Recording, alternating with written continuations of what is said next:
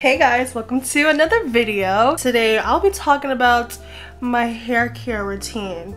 I don't have the best hair in the world, but I put my hair through it and I can at least say that I know what I'm doing at least a little bit. Without further ado, let me show y'all how I maintain my healthy, long, natural hair. And of course, I'm gonna do a disclaimer. One of the biggest factor of your hair texture, your hair health is your genetics, love. I was luckily blessed with really healthy hair genetics, although I have a lot of white hairs, but naturally I just grow very straight, silky, dark hair.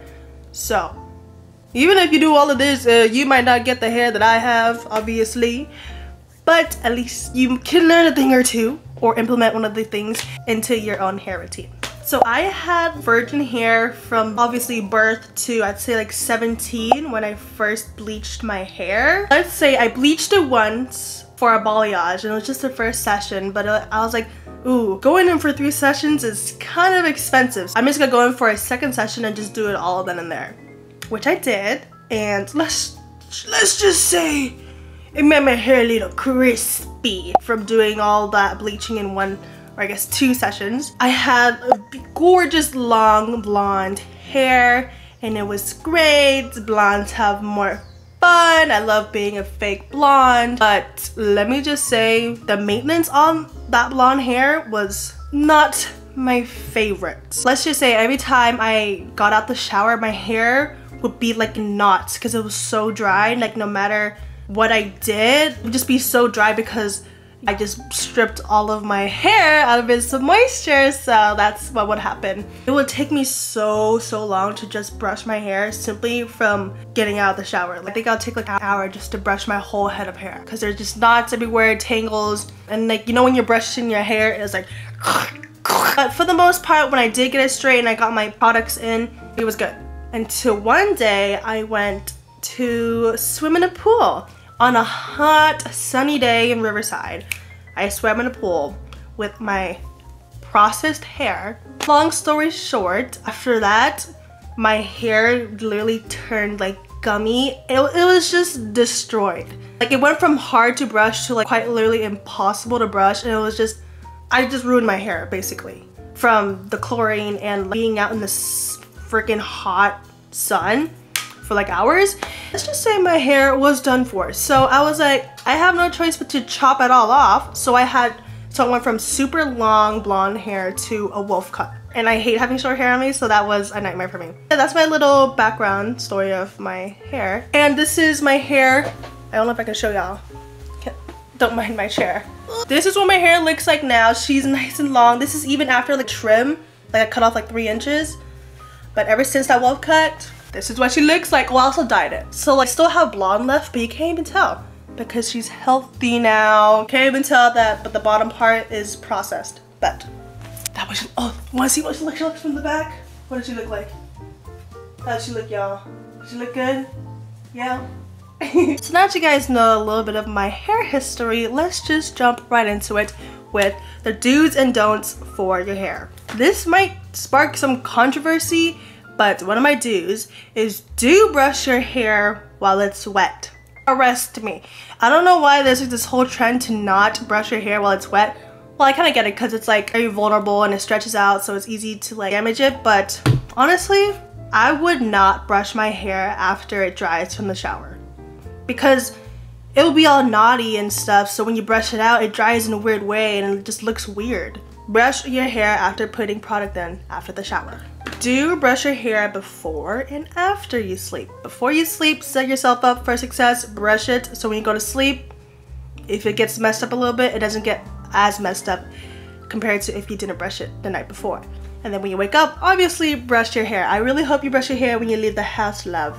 Next up, do scalp massages. I think this is one of the biggest factors of why my hair grows really fast as well, because I love scalp massages. I love it when people play with my hair. I make my boyfriend play with my hair all the time. So it just feels so good and relaxing, and apparently increases blood flow to your scalp, which is, you know, increases your hair growth. I don't know if that's true, that's what I heard, but I'm pretty sure my hair grows faster and a little bit healthier because because of all of the scalp massages, and it feels great.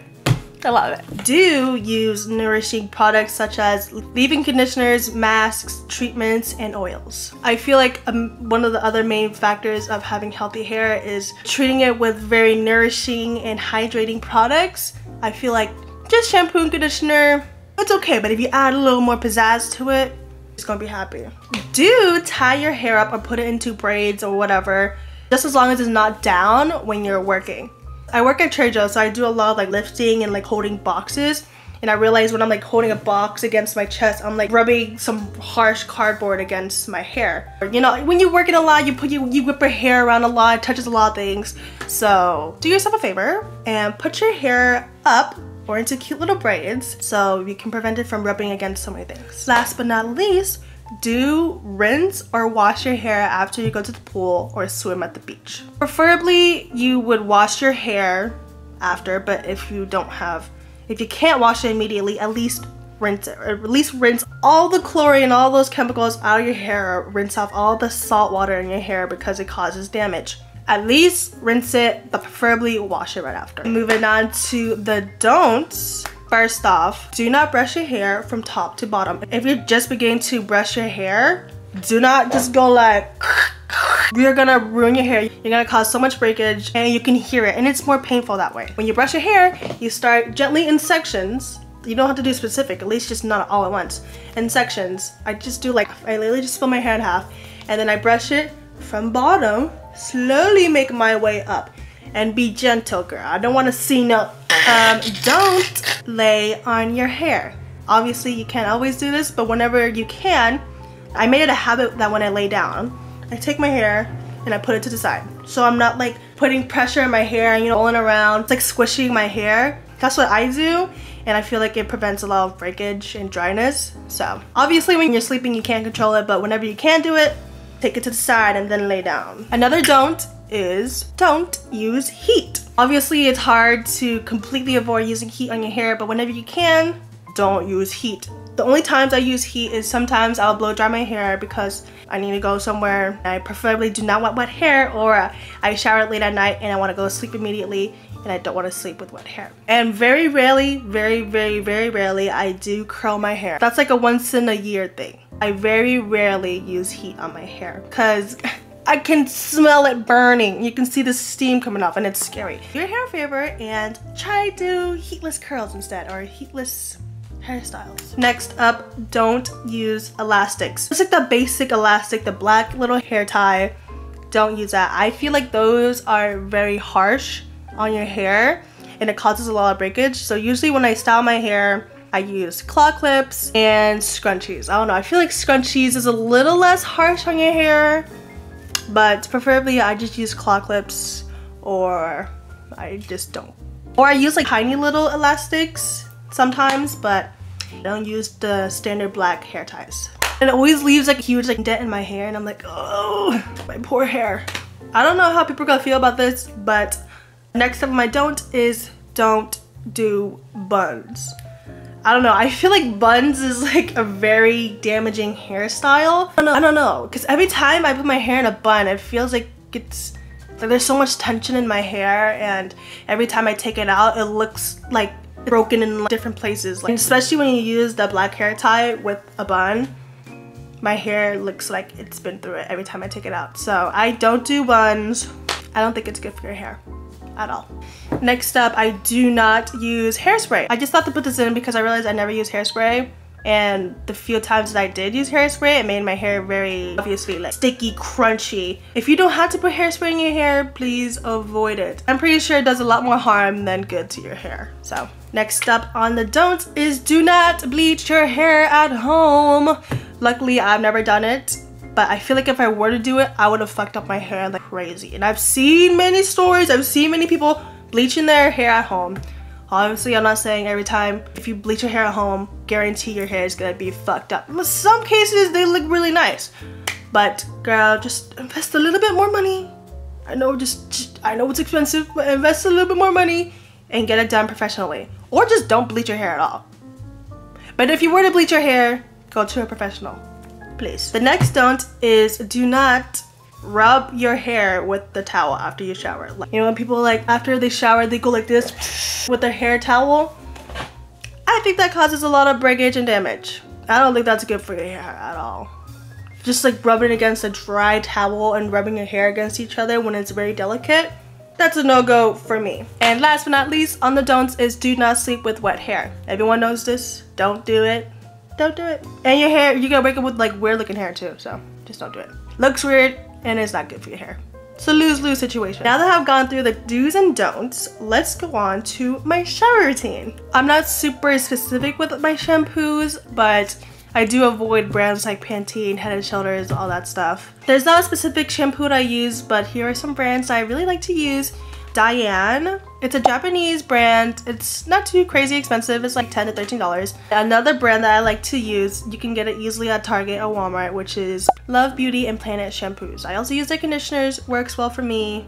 No specific one. And another brand that I just started using recently is Salt Air, which is also easily found in Target. When I'm showering with shampoo, I don't rinse it out immediately. I heard somewhere that you're supposed to leave it in there for a little longer, so I believed them, and that's what I've been doing ever since. I shampoo my hair, you know, get a good scrub. I don't go too crazy. I just do a nice little massage, and then I leave it in there for like 5 minutes, and I do half of my other shower routine. And then after that, I just rinse it out. Usually for conditioner, I'll actually use a conditioner or I'll use a mask instead. I don't know how to pronounce this brand, and I don't want to butcher it, but here it is. This is the conditioner that I've been using.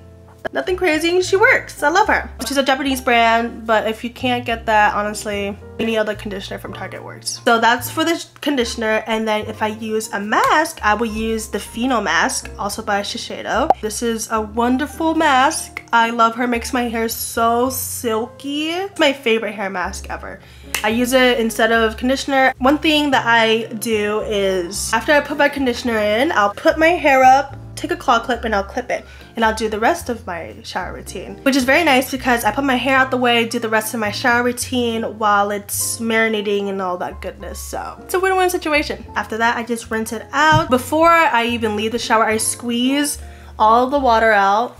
Just go like this, and then I squeeze it out. And then I leave the shower and I do the same thing but with the towel this time. So I'm taking the towel and I'm not rubbing it, I'm just squeezing it, take the towel and squeezing my hair until it's not like dripping wet. Like, it's still gonna be wet, but I don't want to be like mopping wet. So once my hair is damp, I'm gonna start putting product in it. I have some products here, and I would like to say my holy grail would be this girl. She has been my day one. I've been using her ever since I dyed my hair, or I bleached my hair blonde. And without her, I don't think I would have been able to brush my hair. We love her. We go way back. Love this girl. She's even sold at Marshall's now, so you can go to Marshall's and get her at a discount, so I love that. Shea Moisture Jamaican Black Castor Oil Strengthen and Restore Leave-In Conditioner with shea butter, peppermint, and apple cider vinegar. Smooth and define for natural, chemically processed, or heat-styled hair. And it's color safe, so guys have color in your hair, she is safe for you. I like to take my finger and then I like scoop it like this, and I'll put it in the ends of my hair. So I scoop it up and then I start putting the ends of my hair like this with the ends of my hair, and then with the leftovers I comb it through my hair like that. So this is one of the leave-in conditioners I use. Another leave-in conditioner that I absolutely love. I kind of wish that I used this product when I had blonde hair. I feel like it would have really helped me a lot. This shawty, she is an oldie but a goldie. I remember watching YouTube when I was a child in elementary school, and all the influencers were using this, and I'm like, oh, wow, I can't afford that. But now that I make my own money, I can buy it myself. It's the It's a 10 Silk Express Miracle Silk Leave-In. I bought this because I couldn't find the original one. Here's the original one, and this is the one that I would usually use. This is very similar, but preferably I would like to use the original one. It's a 10, it does 10 things. Explosive silkiness, cuts down drying time, shields against frizz, enhances body, help protect color, helps strengthen hair shaft, instant detangler, ultra moisturizing glossy shine, and builds up free. Period. But after you spray this in your hair, it's so easy to brush through it. So easy. These two leave-in conditioners, so good, so good. If you were to take away anything from this video, these two, come on. So another huge thing that I like to incorporate in my hair care are oils. I feel like hair treatments and then putting in oil, match made in heaven. Your hair is gonna be so silky, so smooth, so shiny if you do it right. If you put too much oil, then hate to break it to you, you might look really, really oily. So in moderation, she would look really nice. I have 3 hair oils that I currently use. I just switch. First one, it looks like this. She is the Anne Honey Melty Moist Repair Oil. Also a Japanese brand. You can see, ooh, cute. And usually I just use 1 pump, same thing, go through my ends and then use the leftovers for the rest of my hair. She smells super good. I love the smell of it. And she works very nicely. All of my hair oils are pretty similar, so you can get any one of these. This one might be harder to find because it's mainly just sold in Japanese stores and like supermarkets. So if you don't have one near you, it's okay. I have other oils for you to use. Next up, jojoba, organic jojoba oil. She is my holy grail for everything, honestly. I use this for my skin right after the shower. Like after the shower, before I even like towel dry my body, like soaking wet, right? It's when I rub in this oil. And my skin is so soft after. I swear I don't feel like racy, I promise. It's because I saw a video of Kylie Jenner and she says she does that, so I'm like, I'm gonna do that. Let me tell you, she was on to something. But preferably organic and 100% natural. She is great at everything. She reduces the appearances of bruises, scars, all that good stuff. And then she's very healing as well. If I have like cuts or injuries, I just put this girl on. And it works great.